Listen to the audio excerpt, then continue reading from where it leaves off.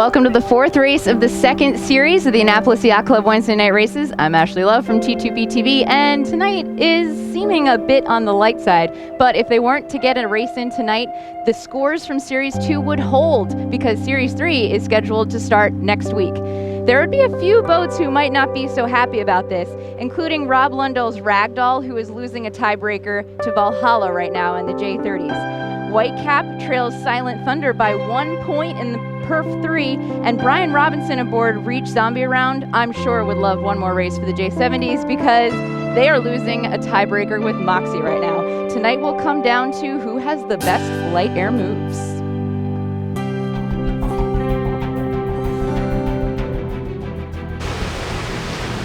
All the way at the pin end for the start of PHrF 0 and the Far 30s, Ramrod won that start. They had their kite up at about 10 seconds, full speed to go.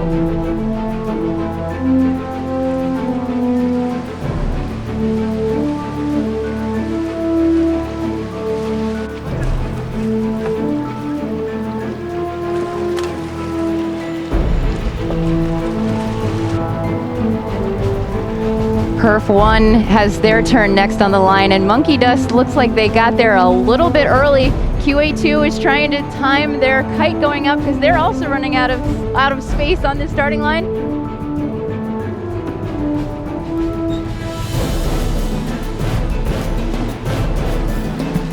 Oh, there is the gun. That could not have been any closer for Craig and Dottie Saunders' Monkey Dust.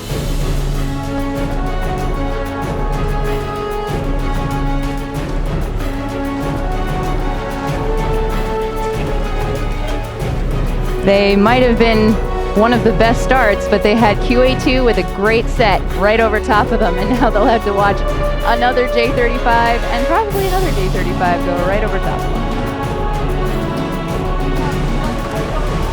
Scott Steele, Benjamin Travis aboard Bazing, have them working hard on the bow.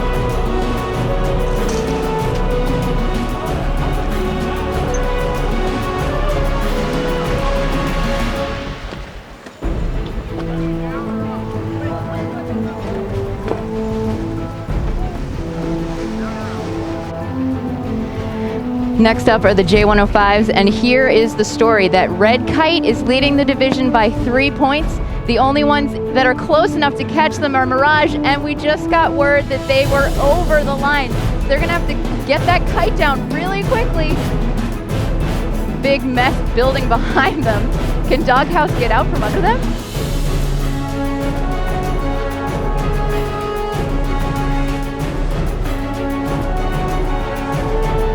I'm not sure Mirage heard that they were over. They're still going straight. Oh, they're still going upwind now with the kite still up.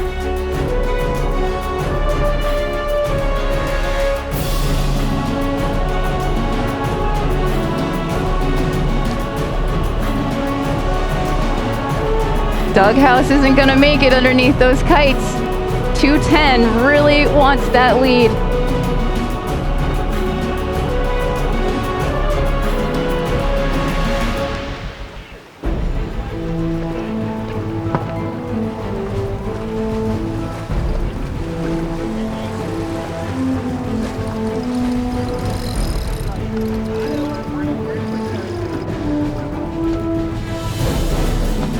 Mirage just restarting. They might not have been over if they hadn't pulled their pole out. It was tough to tell.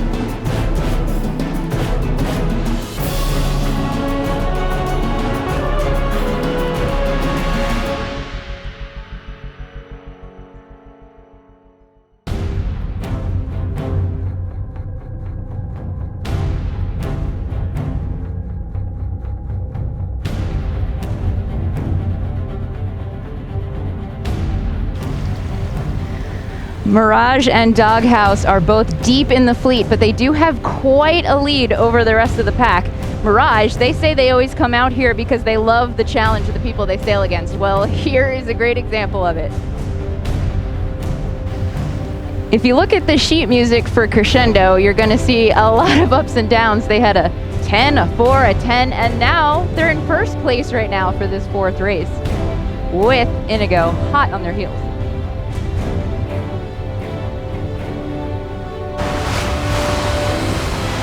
Inigo is creeping up on Crescendo. A little bit of a northerly is filled in around the point.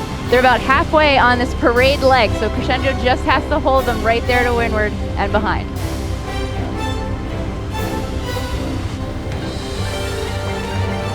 Dave Malkin with his regular crew aboard. Actually, Peter Kennedy is driving tonight. They are trailing Monkey Dust, QA2, and Seaburger, but with their rating, they might be doing pretty well.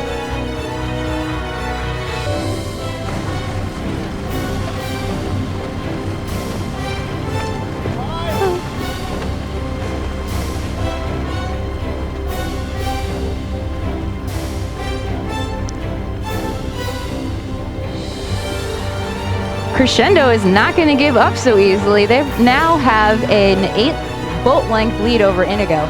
Inigo, in this position in the race, could take over the lead for the series. They just have to hang on. Creeping back towards home, still on their way out to the second mark, is the Razzle. James McKenna, Chris and Catherine Brady, and Matt Fafudis.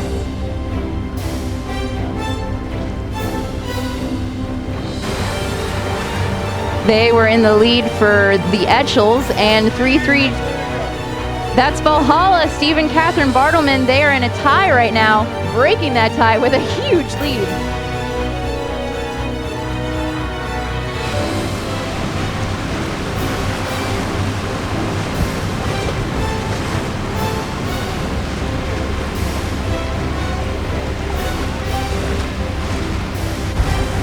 Ragdoll is the one losing that tiebreaker, and they were only 1 point ahead of Cannonball and Ron Anderson's boat, so they might be dropping a few more places. Keep going, guys, catch up.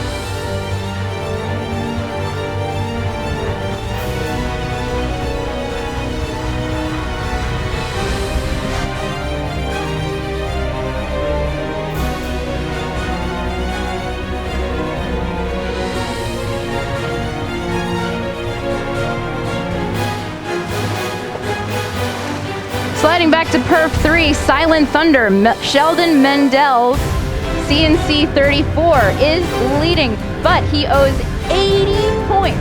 Count them, 80 difference in the rating back to Whitecap.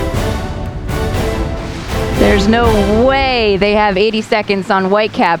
Probably only about 30.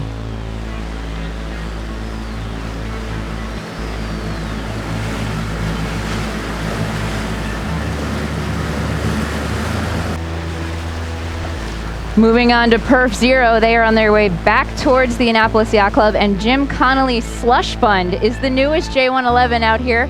Woodwinds passing on behind them. Everyone wants to take pictures, including us, of how gorgeous this night is. The Annapolis Yacht Club Race Committee has decided to shorten the course and finish on everyone near the Nun. This is FAR 30 Ramrod coming into the finish line. Consider it written, proofread, and published. Rod Jabin's Ramrod wins the FAR 30s for the evening and for the second series. When you look at the scratch sheet, Rod Jabin went 1-1-1, and this is Brad Kaufman's Gotcha. They went 2-2-2, add another 2, finishing second for the second series. The Chesapeake Bay is all about history. These boats are actually from the Barnegat Bay in New Jersey and now live here at the museum. They were old fishing boats that they used ballast. They used sandbags as ballast. That's why they're called sandbaggers, the bull and the bear.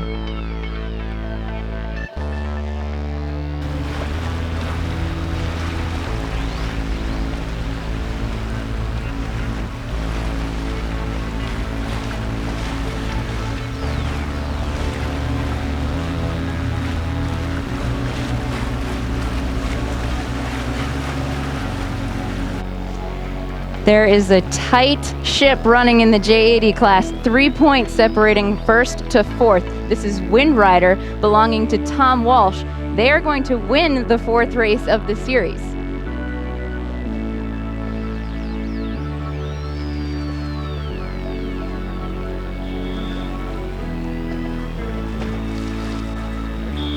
And Warren Richter, he has skippered probably about 5 different boats this summer so far, just steering No Name, Kevin McKee's J80 to a 2nd place.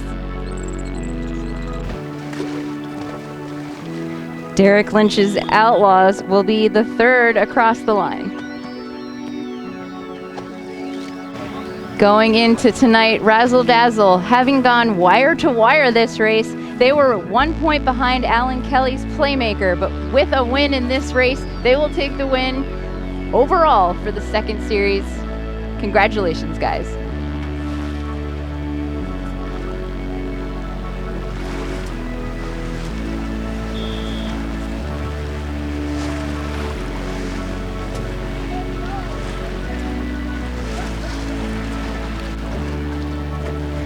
Doing a little bit of math, we are in position to say No Name may have won the J80 division overall for the 2nd series.